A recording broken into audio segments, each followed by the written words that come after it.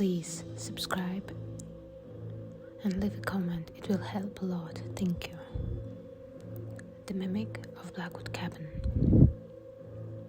The rain didn't start as a storm. It started as a whisper, a soft, rhythmic tapping against the glass of my windshield as I drove up the winding gravel path. Tap, tap, tap, like a polite guest asking to be let in. By the time I parked in the car in front of the cabin, the sky had turned a bruised shade of purple, heavy and swollen. I came here for silence.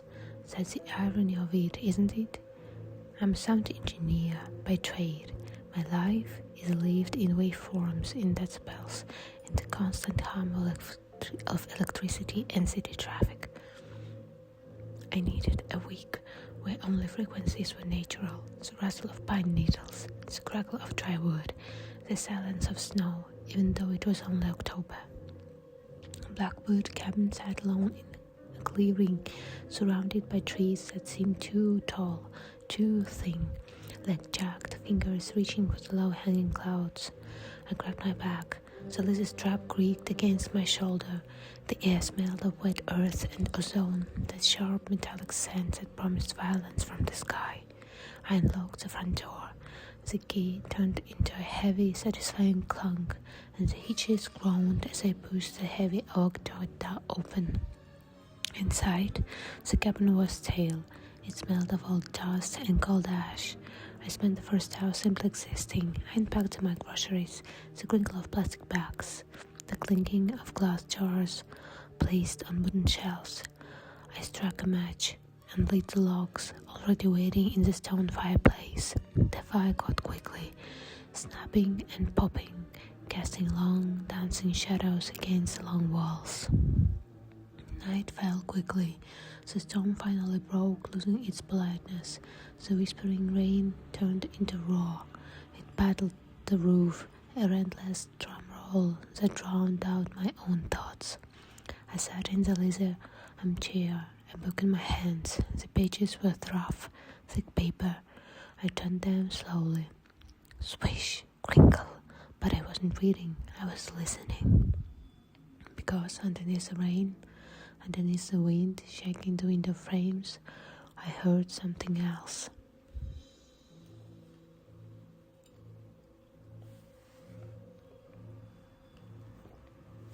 It was faint. If you're listening for it, you would have missed it. It sounded like scratching, screech, scratch, screech. I lowered the book. The sound stopped. Just a branch, I whispered to myself. My voice sounded too loud in the small room. Just a branch against the siding. I went back to the reading.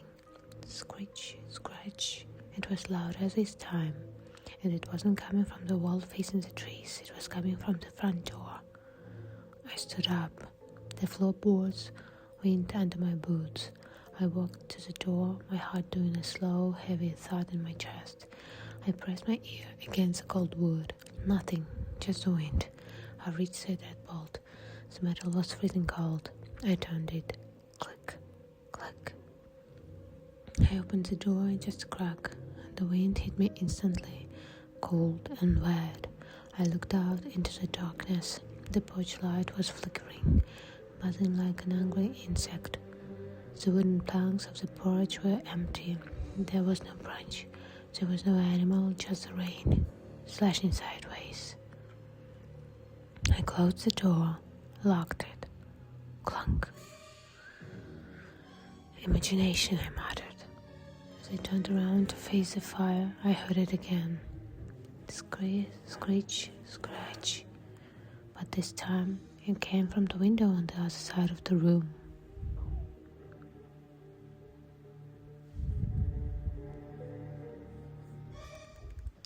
I brewed a cup of tea to calm my nerves. The kettle began to whistle, a low, rising tone that pierced the air. I poured the water. The ceramic mug warmed my hands. I stirred it in a metal spoon. Cling, cling, cling. I sat back down. I tried to focus on the warmth of the fire. Then the knocking started. It wasn't a frantic knock, it was slow, deliberate. Knock, knock, knock, knock. 3 distinct, heavy thuds. It was coming from the back door, the one that led to the small woodshed. I didn't move this time. I sat frozen, the teacup trembling slightly in my hand. The liquid rippled. "Hello?" I called out. Silence.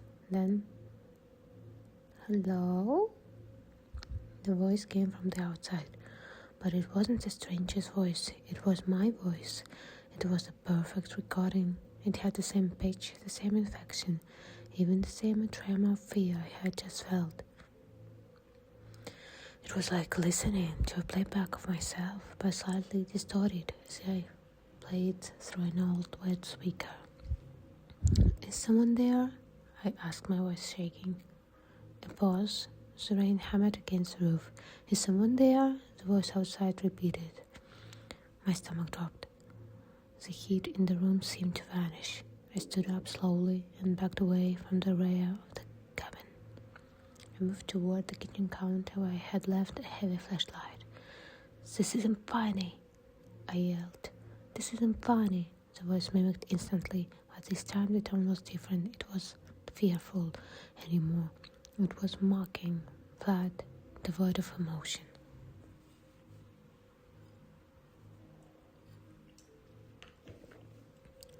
I grabbed the flashlight. I checked my phone. No signal. Of course. The storm must have knocked out the tower, or maybe the isolation of the valley was deeper than I thought. I decided to check all the locks. I went to the front window. I peered through the glass, cupping my hands around my eyes to block out the reflection of the fire. Lightning flashed, a brilliant, blinding white sheet of light that illuminated the entire clearing for a fraction of a second. And in that split second, I saw it. Standing at the edge of the clearing right by the tree line, it looked like a man. It was wearing clothes that looked like mine, a dark jacket, jeans, but it was too tall. Its limbs were elongated, stretched out like taffy, and its face, it didn't have a face. It was just a smooth, pale surface, wet with rain. Darkness swallowed the figure again. I stumbled back, knocking a book off the table. Thump. "Come down," I hissed. "Come down, Elias." From the other side of the front door, inches from where I stood, a voice whispered, "Come down, Elias." It was right there, on the porch. I scrambled back, grabbing a fire poker from the hearth. The metal was heavy, rough iron in my sweating palm. "Go away," I screamed. "Go away," it whispered back. Then the handle of the front door began to turn. Squeak! It stopped, locked. I had locked it. I knew I had locked it. The handle rattled violently. Clack, clack, clack, clack, clack, clack, clack, clack, clack. Then silence. I backed into the bedroom, the smallest room in the cabin. It had no windows, just 4 solid walls. I shut the door and pushed a heavy dresser in front of it. The wood rubbed loudly against the floorboards. Scrape! I sat in the corner, pulling my knees to my chest. The only light came from under the door frame, the flickering orange glow of the fire in the main room. I listened. For a long time there was only the storm. The wind howled through the eaves, making the cabin groan like a dying ship. And then I heard footsteps inside the cabin. They were bad, heavy footsteps. Squish, step, squish, step. They weren't coming from the front door, they were coming from the kitchen. How did it get in? I checked the windows, I checked the locks. The footsteps were slow. They walked across the wooden floor of the main room. They stopped in front of the fire. I held my breath. I held it until my lungs burned. I heard the sound of lazy armchair creaking as if someone or something had just sat down. Then, a sound that made my blood freeze. Swish, quinkle. The sound of page turning. It was reading my book. I squeezed my eyes shut. I covered my ears with my hands, pressing tight until I could hear the rushing of my own blood. I don't know how much time passed. Minutes? Hours? The storm began to fade. The thunder moved further away, becoming a dull mumble in the distance. The rain softened to a gentle patter.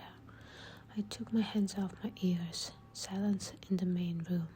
Maybe it was gone. Maybe I had hallucinated the whole thing.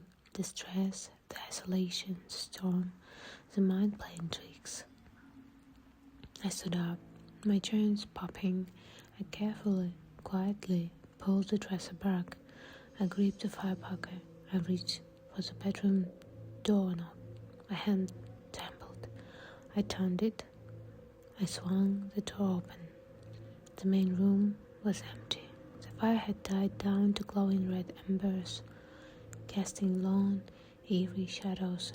The armchair was empty. The book lay closed on the table. The front door was still locked. The windows were intact. I let out a breath I didn't know I was holding, a shaky, jagged exhale. It was a dream. I whispered, just a nightmare. I walked to the kitchen to get a glass of water. My throat was dry as sandpaper. I turned the tap. The water ran clear and cool. I drank greedily. I wiped my mouth and leaned against the sink, looking out the kitchen window into the backyard. The sun was just starting to rise, painting the sky in dull grays and blues. The horror of the night felt distant now. I turned around to go back to the bedroom to pack. I wanted to leave immediately. As I walked past the bathroom door, I stopped. The bathroom door was open. The mirror was steamed up as if someone had just taken a hot shower. And written in the consideration on the glass in jagged, dripping letters were words. I walked closer, my heart hammering against my ribs again. I read the words. Don't go, Elias. I stared at the writing. The water droplets rolled down the glass like tears. And then, directly behind me, right at my ear, I felt the puff of hard, wet breath. Don't go, Elias, it whispered. But this time, it didn't use my voice. It used my mother's.